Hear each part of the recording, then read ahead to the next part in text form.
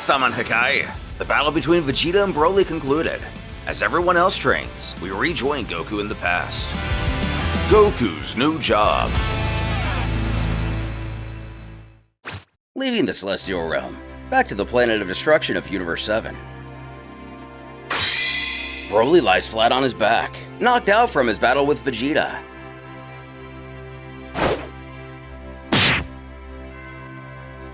As a familiar silhouette stands over him. Hey Broly, wake up! Slowly regaining consciousness.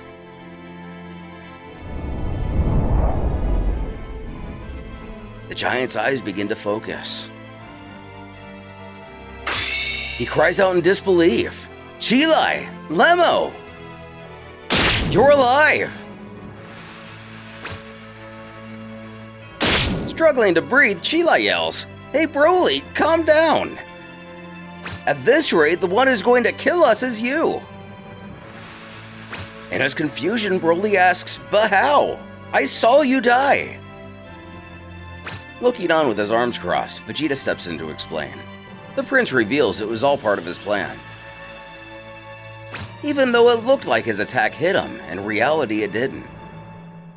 At the last moment, they were protected and hidden by Whis. This was also to stop holding back and unleash his full power.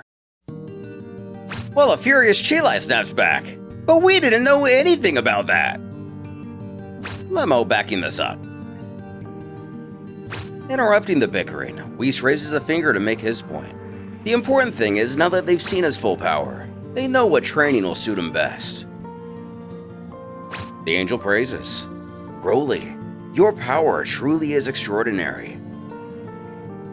Noting that even with Vegeta having trained so much all this time with the help of Lord Beerus and himself, during the fight he managed to keep up with them.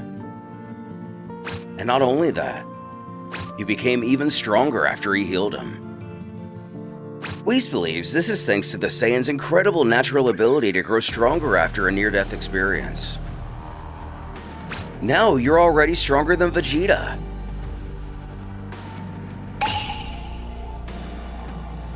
Clenching his fists, the brute agrees. "You're right, I do feel stronger." Looking back at the prince. "But didn't the same thing happen to you?" With a dismissive tone, Vegeta flatly answers, "No. People like me, who have already trained to the limits of their bodies, can no longer evolve through this kind of thing. The same goes for Kakarot. Yet, but sensing your power, I can say that your growth wasn't as great or mine or Kakarot's used to be in the past.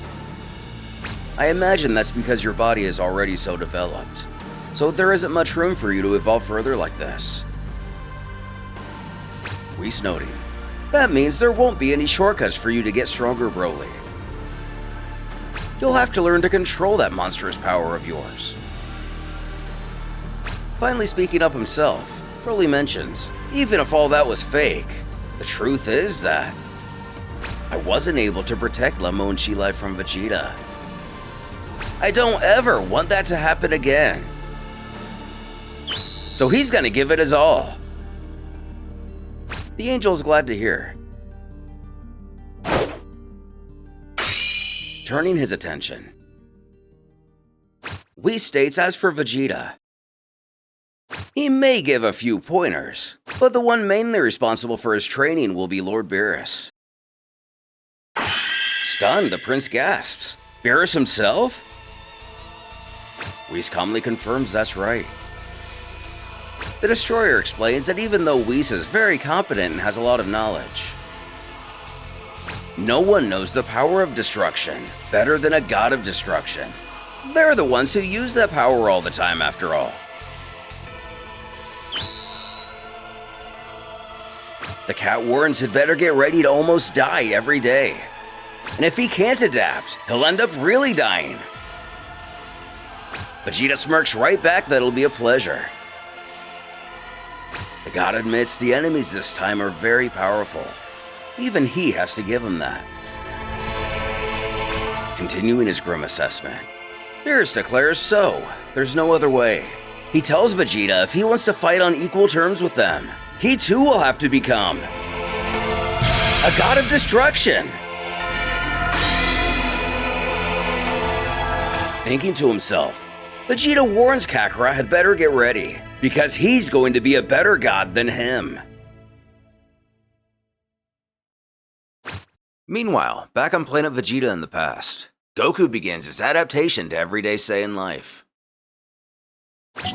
But by the looks of it, he couldn't keep himself from testing out the food meant for customers. In order for him to sustain himself, Gine and Bardock got him a job at the restaurant as a waiter. It turns out he really didn't do well at it.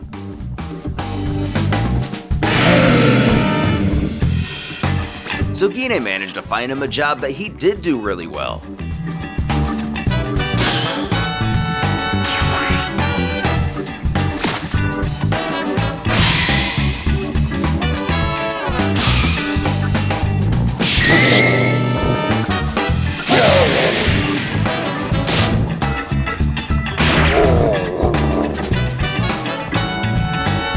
Taking down another one of these bison-like beasts.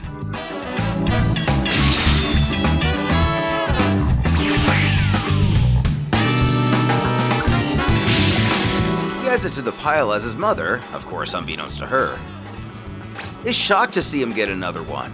She compliments Turles is really good at this. It's not that easy to catch Gambaris. They're really strong. Who smirks that it's just he has a lot of experience hunting. Beaming back with a cheerful smile, it looks like she found the right job for him. Pointing to a massive, sword-sized meat cleaver stuck in the ground, she adds that now all that's left is to cut him up.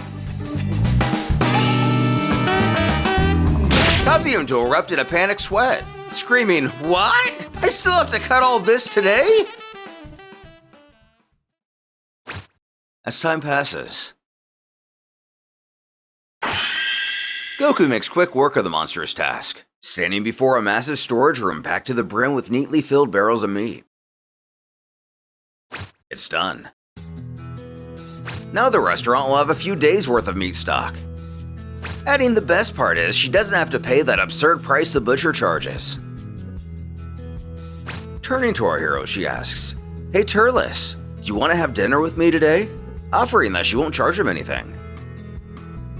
Which delights the hungry Saiyan. The two of them sit down and share a hearty meal together.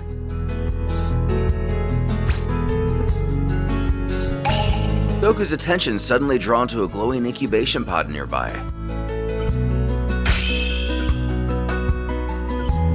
Swallowing her food, Gine introduces the child. This is our youngest son, Kakarot. Noting he looks a lot like Bardock, doesn't he?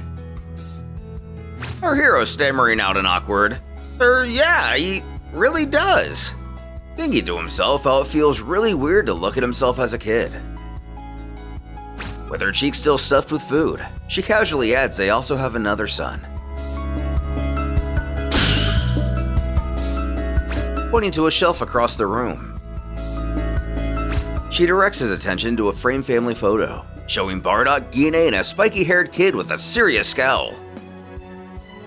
She adds that one there's their other son, Raditz. Also munching on his food, a memory flashes in Goku's mind. He recalls his brutal battle with his evil brother on Earth.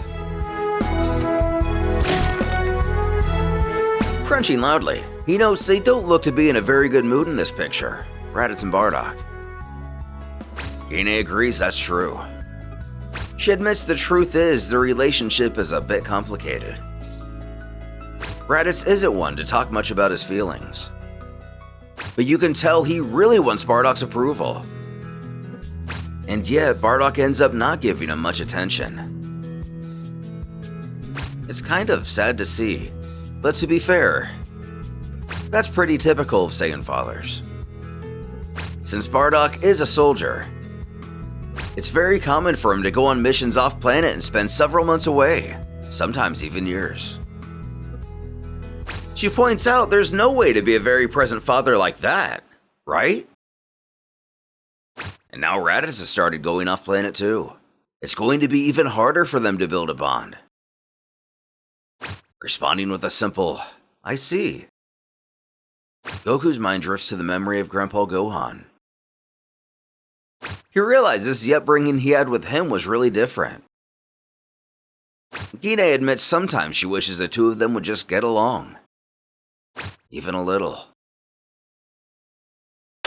Suddenly, a stern voice cuts right through the quiet moment. "Enough of the sentimental talk, Gine." The hardened captain declares that after all, even though Turles is his brother, he still doesn't trust him with their family matters. Her mood instantly brightening, Gine cheers. "Bardock, you're back." She invites him to come sit, saying she's already made his plate.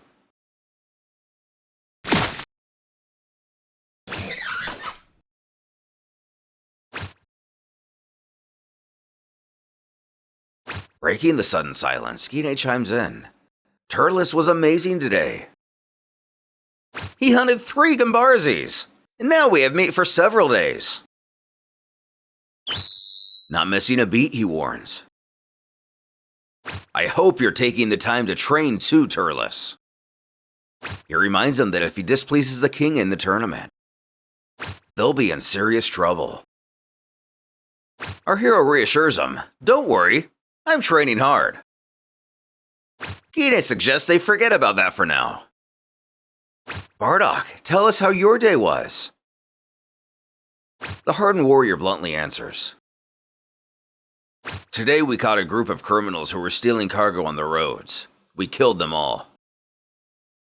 Quickly changing the subject, Gine interrupts.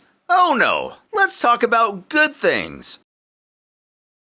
Excitedly throwing his hands up, our hero cheers. "I have a good one. Something really funny today while I was hunting the Gambarzis."